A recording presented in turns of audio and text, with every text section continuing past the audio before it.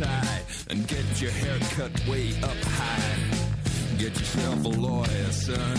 You're gonna need a real good one.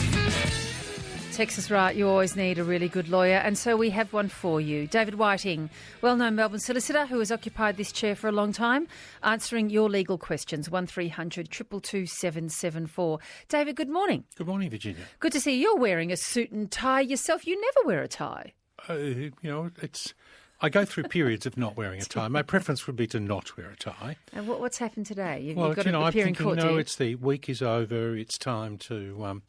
the holidays are over. It's time to dress up. Time to smarten up. Yes. Get And yourself also, that I've got suit to and tie. match the Tex Perkins. Yes.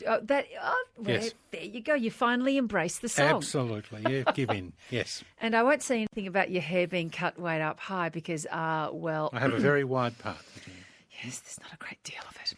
1300 222 774. Any homework? I did. I had Brad from South Gippsland, and Brad's saying what I'd like to do is hire out a paddock or two to some people who've come from further east in Gippsland. What do I do? What's my responsibility? And I remembered some rather old stuff, if you like. What you need to do is think that this law developed in the Scottish Highlands, where there were lots of... where there were a few roads and a few offences, and before we had barbed wire and all of those things. So the answer was that if it was what they call a domesticated animal, so horses and cattle and sheep, the person who owned them had no responsibility to people using the highways. And in 1947, the Court of Appeal in England was asked, was that still part of the common law of England? And they said yes. And then in 1979, the High Court in Australia was asked, is that still part of the common law in Australia?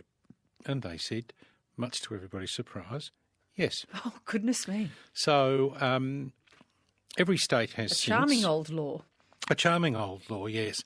Every state since then has introduced laws which shift the onus so that the principle, the common law principle, has gone. And it's now been replaced so it's disappeared. So the best way to describe it is if an accident is caused by an animal straying onto a highway, the person responsible for its control will be liable for the tort of negligence if the accident was attributable to, wholly or partially, by a breach on his part of the duty of reasonable care. So the answer would be if it depends on who's liable to control the fences. So if you're in charge of that paddock, anything that exits from that paddock is your responsibility. Yeah, so what you would do is you'd say, well, you can rent my paddock, that's not a problem, but you need to tell me that you're satisfied with the quality of the fences, having regard to the animals you're proposing to put in it. Okay, I hope that makes sense to you, and thank you for letting us know last week, Brad. Number is 1300 222 774. Let's get to it. In fact, Jim in Mornington Peninsula just wants to make a little observation about today, Tuesday. Good morning. Oh, hi, Virginia. Hi, David. Jim. It's the Red Mass today. And the Red Mass is? I'm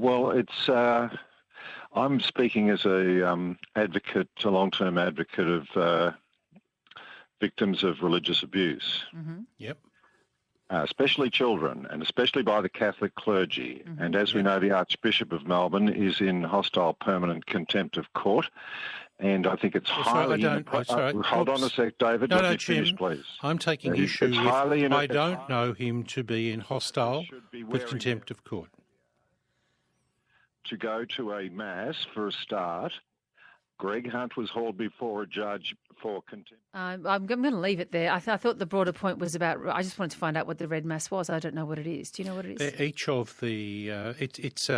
It's a mass that the Catholic Church, that's run in St Patrick's as the start of the legal year.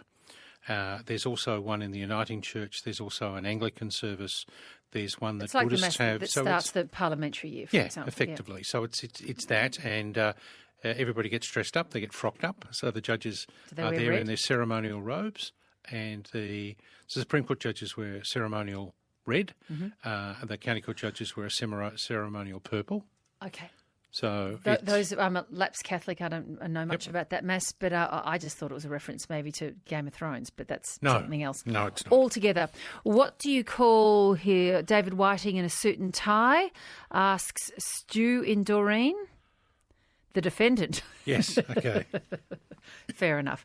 Lena in Carnegie, good morning. You're first up on the open line with David Whiting. Good morning.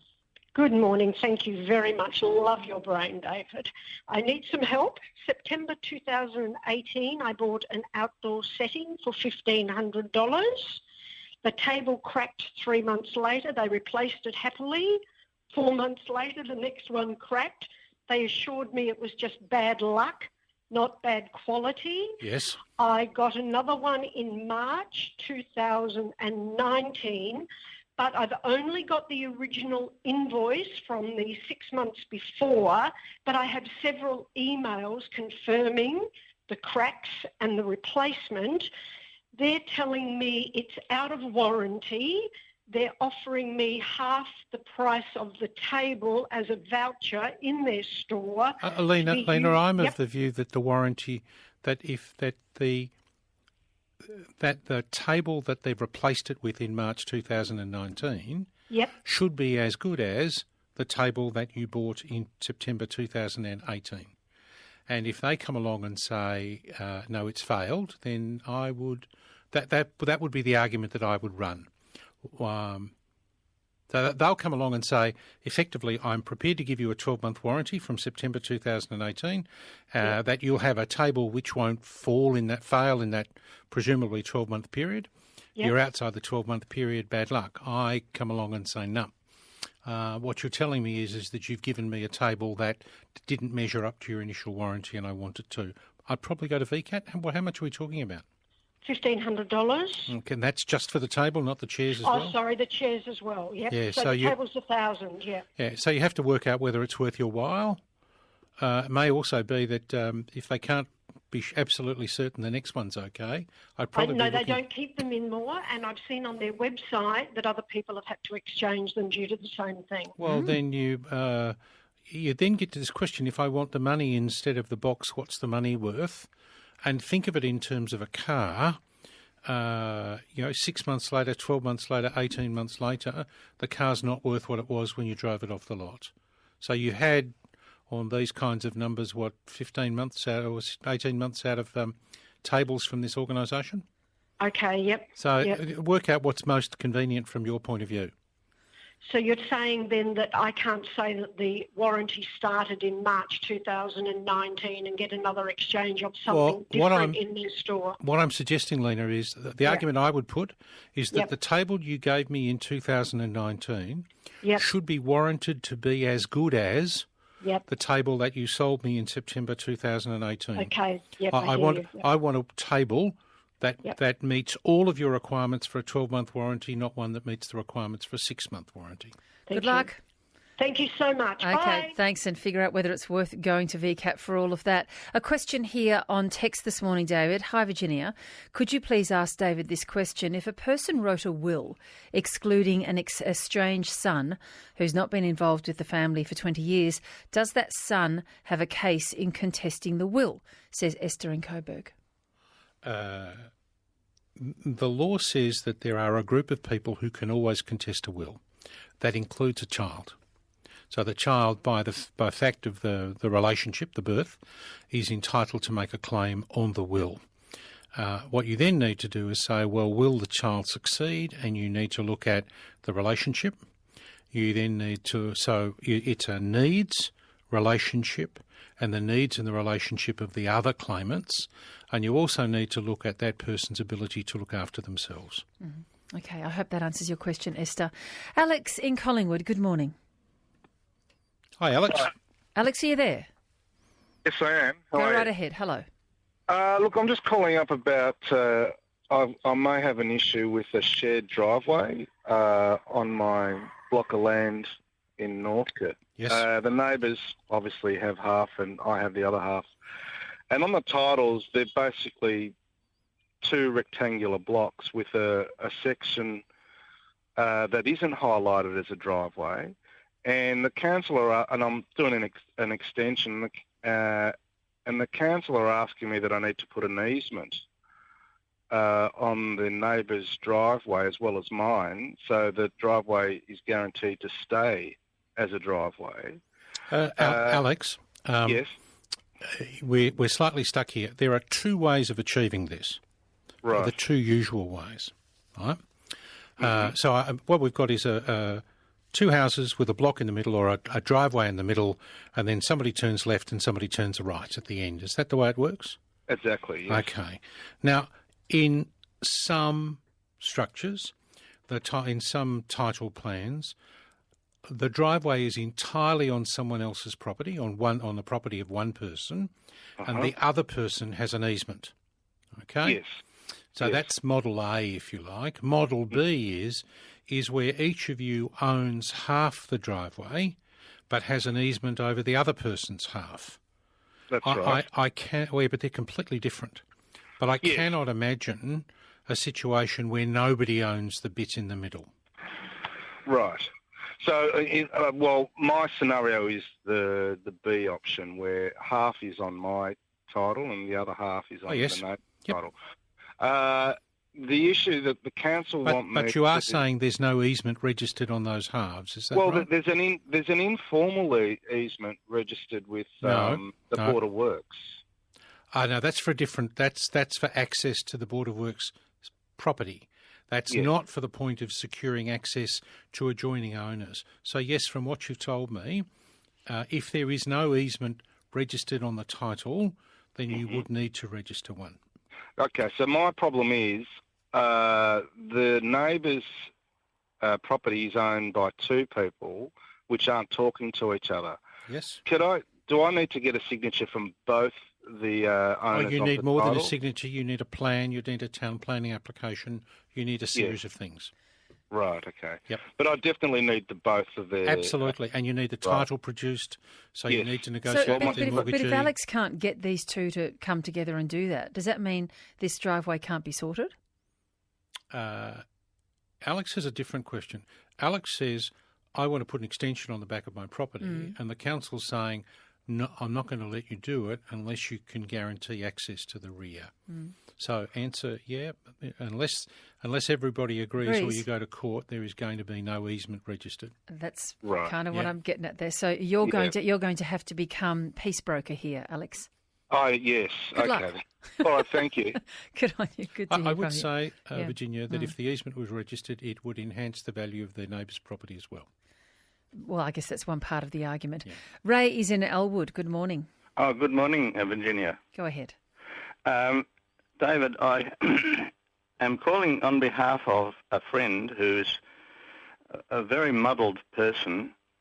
For 14 years, he hasn't put in a tax return. Now he's turned 69, I think. Yes. And he would like an age pension. He went down to Centrelink and they said, because you haven't put in a tax return for 14 years, we're going to bar you from getting an age pension. Now, I've got a feeling that that's not quite legal. I think I agree with you, Ray. I don't see it as quite legal either. Is there any reason why your friend now can't put in 14 years of tax returns? He can put in about 6 or 7, I suppose. Well, start there. Sorry? Start there. Yeah, he's really unwilling to do anything, but in other words, your advice is... Well, given that he hasn't done anything for 14 years, he can wait for another week, can't he, Ray? Oh, absolutely. And I'll tell you what the legal requirements are. I think there may be an obligation to... Well, there's certainly an obligation to lodge a tax return. The question is, does it affect your entitlement to a pension? I'll let you know. So, good on you, Ray. So, but your understanding, David, is that Centrelink shouldn't be able to make this request? It's not. Yeah. Okay. Centrelink is just being busybodies here. How do they even know? I mean, we all have. Everybody has a manual of directions, and somebody includes in manual's directions what we think the law should be, as opposed to what the law actually is. But I'll let you know next week, Ray. That's really interesting. Alan in Doncaster. Good morning. Yes, good morning. Grandchildren, are they able to contest the will of a grandparent? Yes. They are? Okay. Yes, yeah, but the primary obligation to look after a grandchild is with their parent.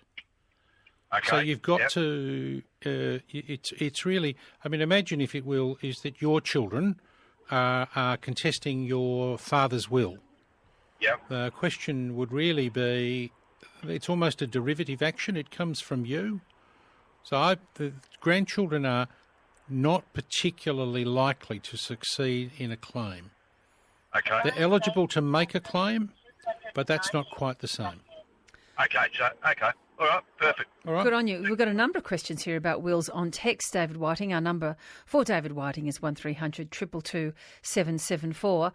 My sister had not seen my father for 16 years and was entitled to the same as I was.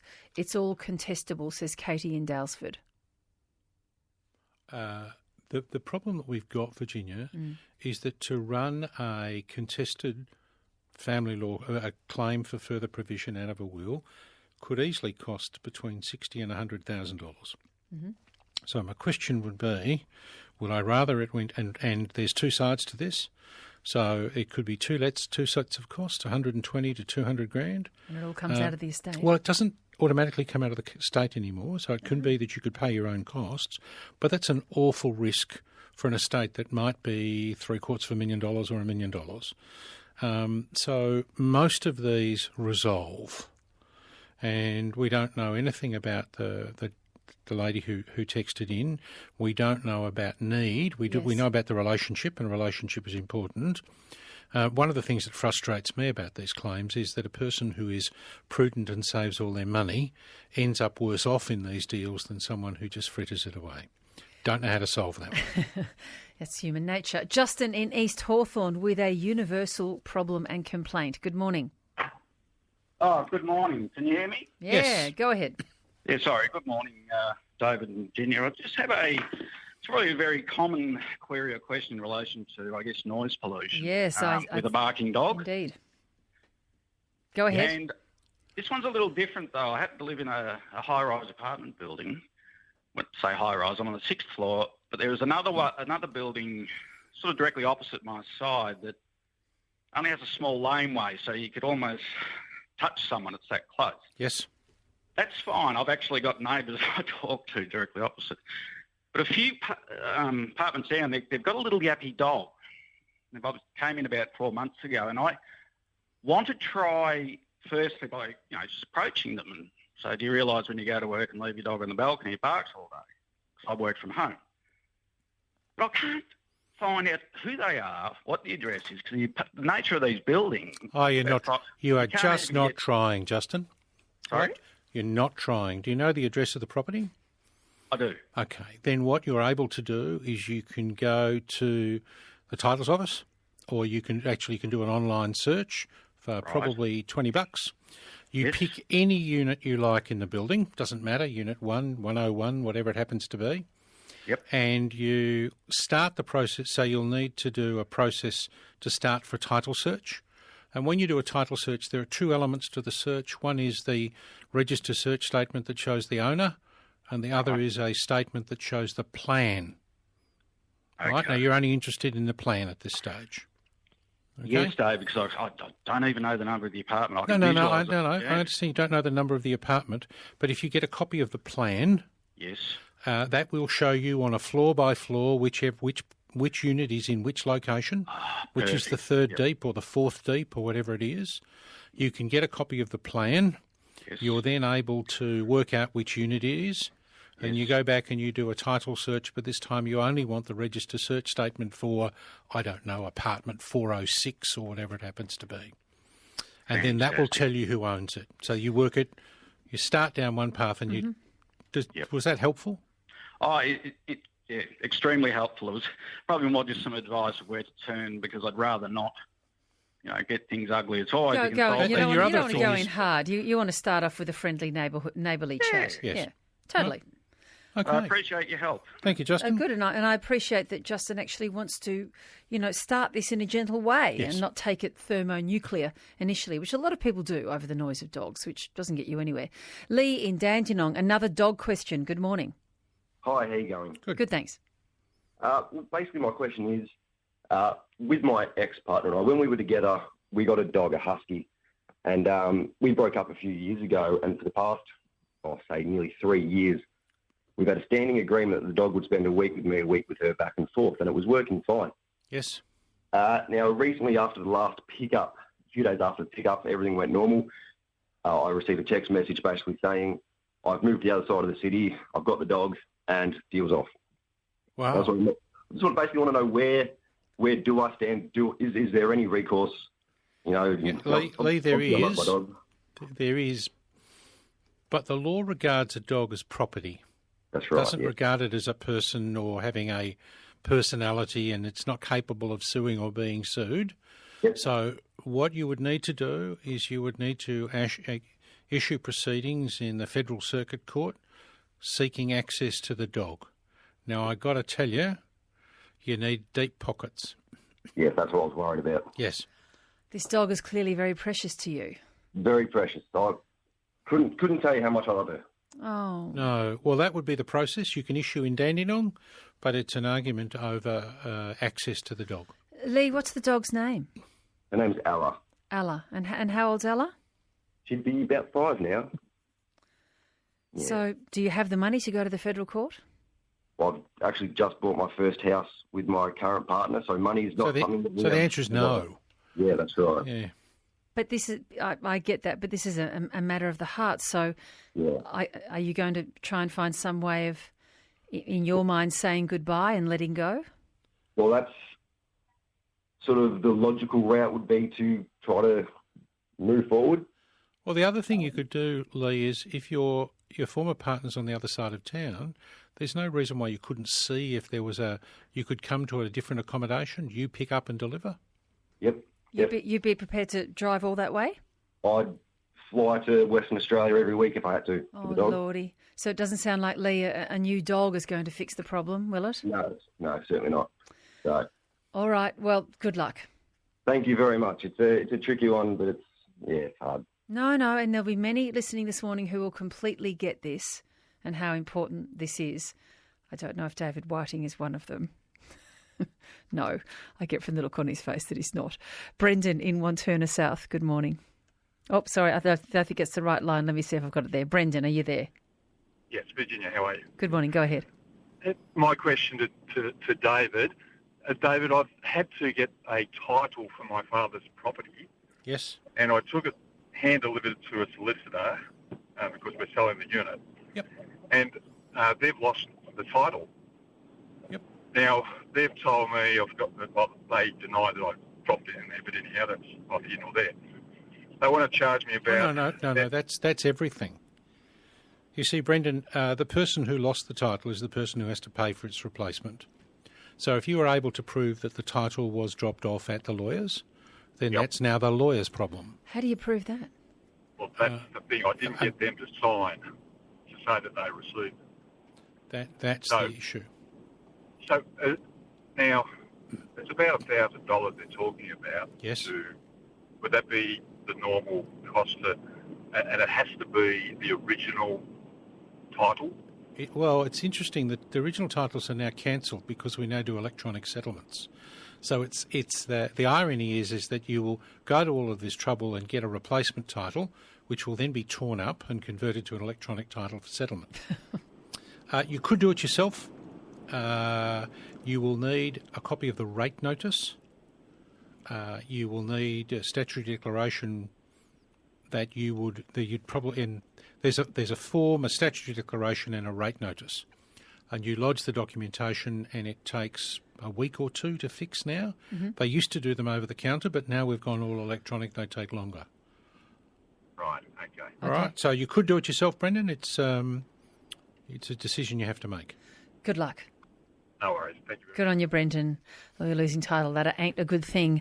I've got a lawyer who's contacted us here, David Whiting, on text saying, I won't say the name of the company, saying that this firm managed to get a client back a dog on Friday. So he's shilling, saying, come to this law firm and associates and they can get the dog back. Should we believe this law firm? Well, of course we should. But there isn't enough to say that whatever that lawyer was able to achieve would work for Lee. One of the questions you would ask is who bought the dog? So is the dog somebody's property? Purchased so together. if the contract is in my name, then the dog is mine. If the council is the dog registered in my name, then the dog is mine. Mediation for the dog issue, another is suggesting? Yeah, I think they're all... But my first point would be I'm happy to drive to the other side of town to pick up and deliver. That's right, unless you've got an ex-partner who's simply saying, I don't want you to see the dog, and that's another matter. I don't want you to know where exactly. I live. Yep. David, great to see you. Thanks, Virginia. David Whiting, Melbourne solicitor.